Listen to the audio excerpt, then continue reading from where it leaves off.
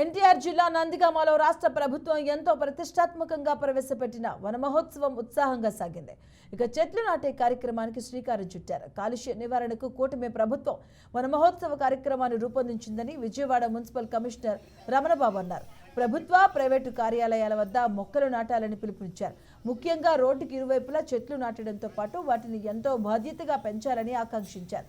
పచ్చదనం పెరిగితేనే రాష్ట్రం ఎంతో ఆహ్లాదకరంగా ఉంటుందని తెలిపారు. నందిగామ మున్సిపల్ కమిషనర్గా ఛార్జీ తీసుకోవడం జరిగింది. ఆంధ్రప్రదేశ్ రాష్ట్ర ప్రభుత్వం వారి ఉత్తర్వులను అనుసరించి ఈరోజు మన నందిగామ పట్టణంలో వన మహోత్సవ కార్యక్రమంలో భాగంగా ఫైర్ స్టేషన్ కార్యాలయ ఆవరణలో మన గౌరవ చైర్పర్సన్ గారు, కౌన్సిలర్లు, పట్టణ టీడీపీ పార్టీ అధ్యక్షులు, ఇతర ప్రజాప్రతినిధులు అందరితో కలిసి మా కార్యాలయ సిబ్బందితో కలిసి మొక్కలు నాటే కార్యక్రమం స్టార్ట్ చేశాము.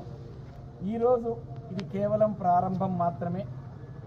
ప్రతి ఒక్కరూ కూడా నందిగామ పట్టణంలో మొక్క నాటడానికి అవసరమైన స్థలము ఉన్నట్లయితే అందులో పర్యావరణానికి ఏ విధమైనటువంటి హాని కలిగించనటువంటి మొక్కలని నాటాలని, అందులో భాగంగానే కేంద్ర రాష్ట్ర ప్రభుత్వాలు అమలు చేస్తున్నటువంటి మా నామ్ పర్ పేట్ అంటే తల్లి పేరుతో మొక్క, ఆ కాన్సెప్ట్ ఎందుకు పెట్టారంటే కన్నతల్లి అంటే మనందరికీ ఎంత ప్రేమాభిమానాలు ఉంటాయో మనము నాటే మొక్క మీద కూడా అంత ప్రేమతో, అంత అభిమానంతో ఆ మొక్కని కాపాడాలని, ప్రతి ఒక్కరికి ఆ బాధ్యతని గుర్తు చేయాలని